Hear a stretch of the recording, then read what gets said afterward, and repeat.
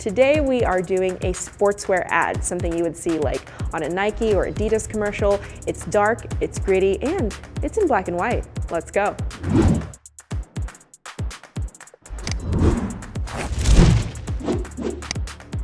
What is the vibe we're going for? Sort of like a Nike or Adidas commercial. Like a sportswear apparel, but drama.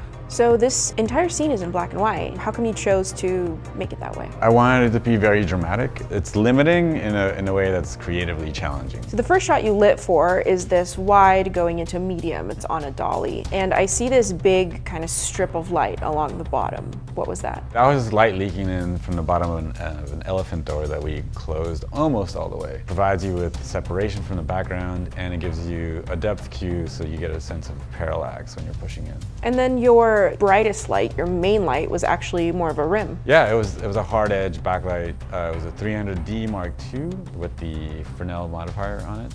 And then we had a book light as the key light. How did you achieve that book light? The book light was another 300D Mark II with a Fresnel lens punching into an 8x ultra bounce T-bone, and I got pushed through an 8x quarter grid on a T-bone. So why do a book light for this type of diffusion instead of, say, bouncing it off a white card or double diffusing it? Book lights forces the light to struggle more than if you do it directly and diffuse it. The more light struggles, the more natural it feels. So yeah, the light is traveling almost further in that first it's bouncing, then it's diffusing. So I noticed in the shot, you actually have no fill at all. Yeah, I decided not to use fill because I think it's more dramatic. Some people always want to have fill because they want to be safe to see the details and the shadows, and I think you don't always need to see every detail in the shadow. Speaking of seeing more detail, you did do a little bit more of a close-up shot. You punched in on his face, and this was another dolly shot, but this time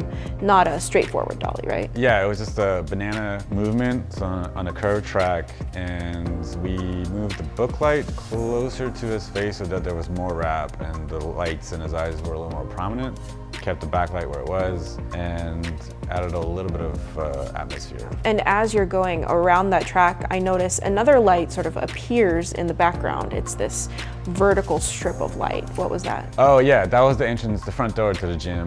We left it like a crack open, so you have a depth cue and then you can feel the parallax more. And now you also did another close-up, but this time you went low on the shoes. Right. What did you change up for that? We opened the elephant door in the background because we wanted to indicate passage of time. We took the 300D, that was the hard back edge, and just put it on the ground so it was on level with his feet and it was sort of scraping the floor at the same time. What I also like about having the elephant door open was that you get that reflection in the floor as well. And of course, why have a sports ad if you don't have a gratuitous shot of a muscle flexing, right?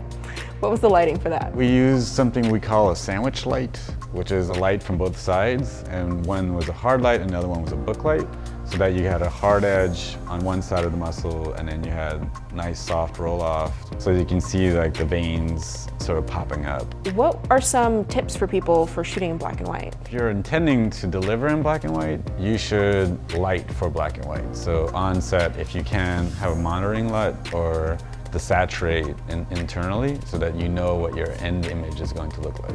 All right, let's take a look at this whole scene.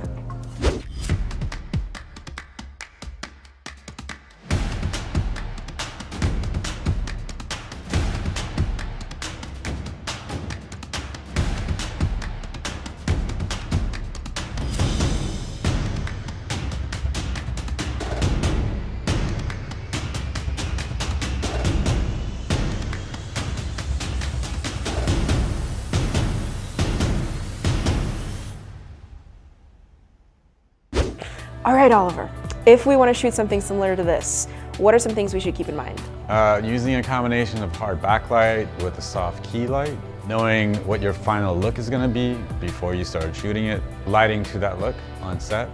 And the third is using depth cues as much as possible.